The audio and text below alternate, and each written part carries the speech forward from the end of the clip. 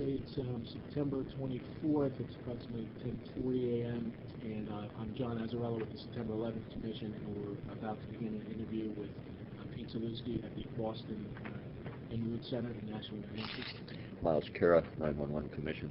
Jeff Brown, 911 Commission. Chris Farida, FAA Consul's Office. And it's Peter Zalewski, Boston Zalewski. Center. Zalewski, Zalewski. That's okay. Tom Brokaw didn't get it right either, so through the whole interview. Well, I'm going to try and be better than Brokaw.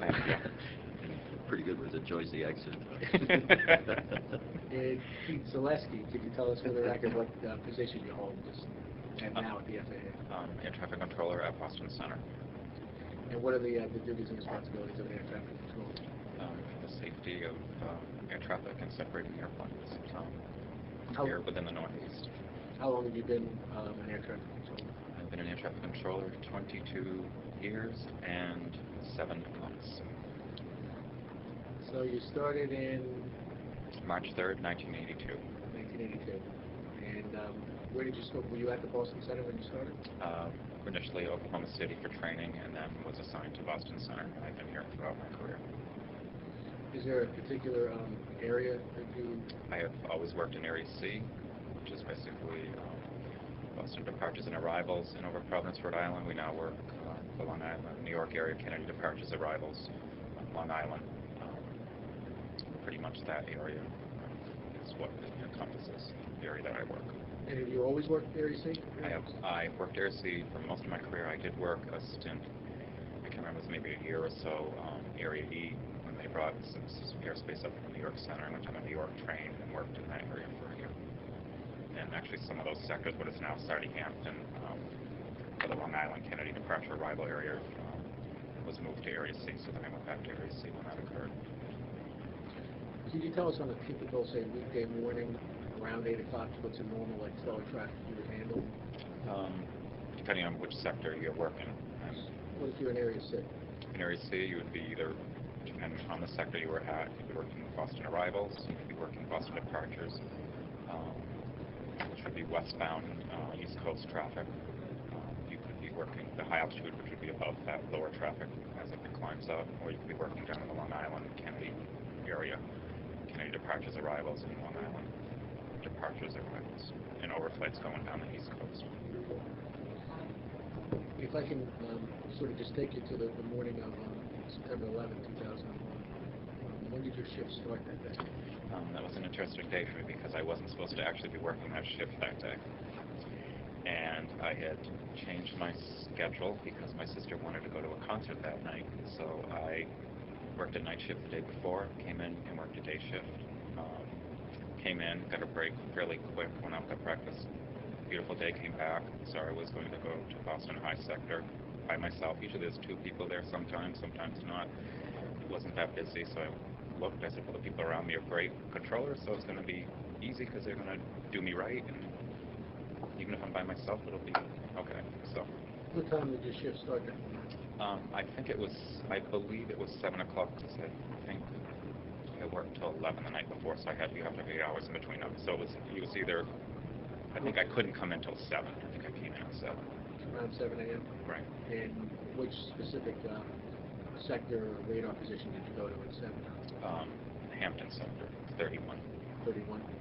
Okay, and then there came a time where you... Then I got a break, because a lot of people come in at 5:30, so there were a lot of people coming back, so I got a break fairly soon, and then went out and had breakfast, and came back and went to 46, Boston High. That's the Boston High section? Boston High, correct. Or just, it's the Boston sector. And that's Sector 46? Sector 46. What altitudes does Sector 46 control? Flight level 240 and above. 24,000 and anything above. And the kind of time, I guess at some point that morning when you were working Sector 46, where American Airlines 11 was, I guess, handed off to Sector 46? That is correct. And could you tell us, sort of in your own words, describe initially what happened when you first got the handoff?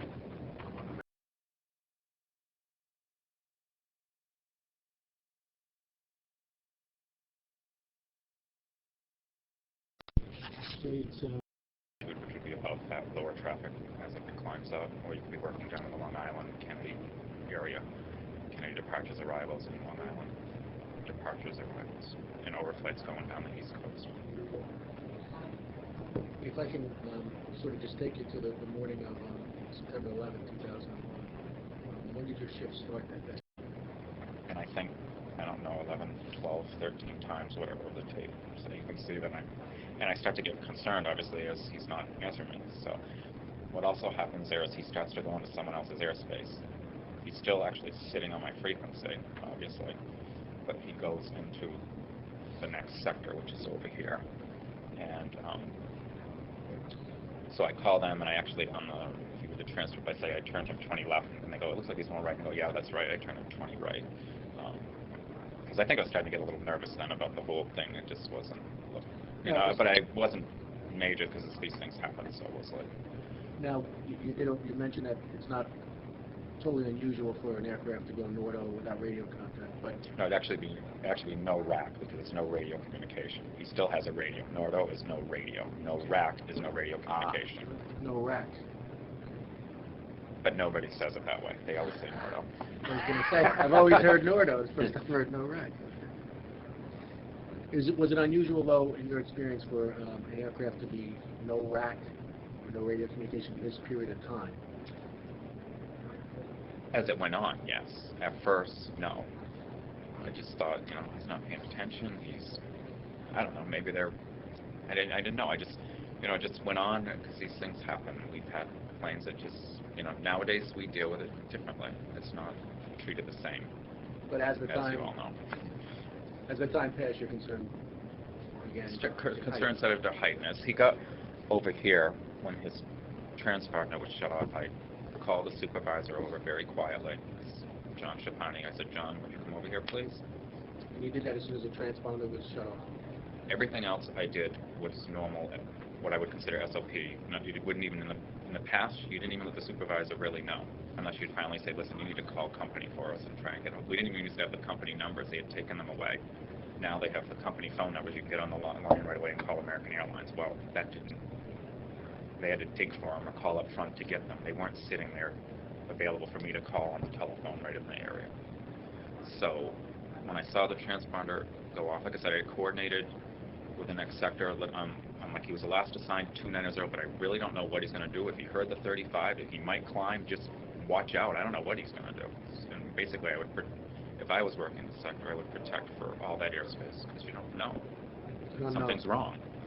So How unusual was it to lose a transponder in addition to no radio communication? Then it was a problem to me. Then I started getting, as soon as I saw that, I actually, even if you follow the story, which I don't know if you've seen or not, but you'll see, I actually take the off my scope because it would time out. But even though I knew he was probably still in my frequency, I took it off because it would time off my scope, put it back on, and make sure I would continue to watch him. And as I was working other airplanes, I continued to watch that airplane. Had you ever encountered controlling an aircraft in your career at the FAA that had both lost radio communications and transponders? I believe not. So you tell Jonathan Schapani, who's your Schapani, I turned to the desk very quiet, and this is quite a distance from me, and I said, John, would you come over here, please? And I said to him, I think this plane has some sort of serious problem. I don't know what it is, but it's either mechanical or electrical. Something's wrong here. And these are the things I've done. I've done guard, I've checked the guard frequency, I called them, 12 times, whatever it was. I've, checked the previous sector, we tried to find another company aircraft, and even at that point, I don't think he would have I don't know what he did. So essentially you briefed Jonathan Schapani, your supervisor, on your attempts to raise American 11 and all the events that transpired on your watch. Correct. And you said you tried to raise them on the guard, that's the 121.5. Correct. Is that something that all pilots are supposed to have on at all times in their... I don't know what the FAR said for that, so I'm not sure. I'm not a pilot, and I don't know what their rules are. Fair enough. Okay, so at this point, though, it's fair to say it sounds like you're thinking more mechanical failure, serious. Mechanical, electrical, and serious. And serious. You're not, is it fair to say that at this point in time that the hijacking is not entering your mind as a... Not at all. Okay. And I guess I guess while we're on that subject, had you ever worked a hijack scenario in your tenure? I think I maybe had worked one just flying through the airspace, going to Kennedy or something once. That had been, Either the assistant position or something years and years ago. going back to the 80s, would that be? Yeah, but you know what hijackers did back then. Yeah, They flew to airports and landed airplanes. Right. So now, you're still tracking it on your scope, you said, right? Now, That's correct. when the transponder goes off, can you just explain what happens what the effect is to the controller's view when the transponder goes off? What happens is, because it's still a large piece of metal in the sky, and because we have radar, it will still track, it will show a primary, which is a plus. But what it won't give us is the mode C, which is the altitude. So we have no idea what its altitude is, but because it's a big piece of metal in the sky, we can still track it under a primary. So we track him along, but we don't know what altitude he's at. But we can see where he is and which way he's going. So you get direction and you get speed. Do you get speed also? I don't know if it shows speed or not. I'm trying to think. I can't remember. But you get direction, and you don't have altitude. Do not have altitude. I think you might. I don't know if you get speed. No, probably not, because the beacon code is shut off also, so you're not tracking. You know what I mean? You have to sometimes manually keep tracking it because it won't stick with it because he's not swapping his 4-digit code, which assigns the actual radar data to the computer data. Well, maybe you could sort of help us out and clarify something. When the transponder goes off from the plane, do you have to, as a controller, manually do something to bring up that X which marks it as a primary target? No, it'll appear. The computer will automatically make it appear as an X. Correct. Okay. And what information will be in that data block next to the X? You'll still have the call sign. You'll still have American Airlines AA11 will be Right. there? You'll have the computer ID. You won't have any altitude. You won't have the beacon code. And I believe no speed. I don't think you'll have speed, but you have to check on that. I can't. Okay. So now you're watching it in primary mode only, and what happens next after that? The aircraft starts to turn, and then there was a transmission from the cockpit, but it was very foreign voice. It was very. I'm very used to working foreign carriers because I work Kennedy departures and arrivals, and we work them all: Alitalia, Egypt Air, you name it, Saudi. So I'm used to the dialect. I'm used to the voices. It's not something unusual to us. This particular area, though, was completely, usually all American pilots, or the foreign pilot dispersed once in a while, but you wouldn't be sectors. It's mostly domestic aircraft that we're dealing with. So the aircraft started to turn. There was a transmission, which is listed in the transcript, obviously, but I couldn't really decipher it. And you'll hear me say, American 11, is that you? American 11, are you trying to call me? And then came the second one, which I pretty clearly heard, and I just was terrified. And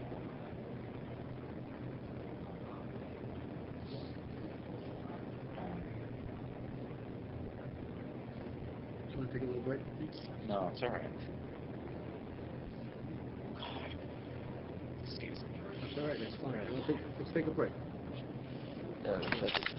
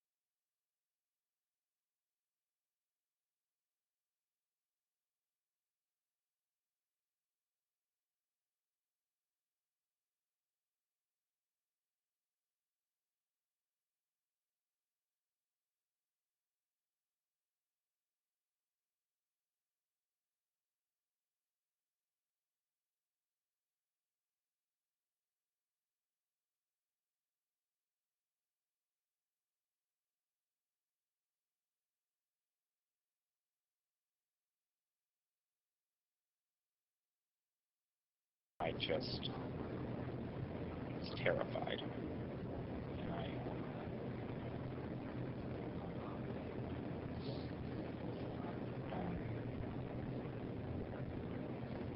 Want to take a little break? No, it's all right. God.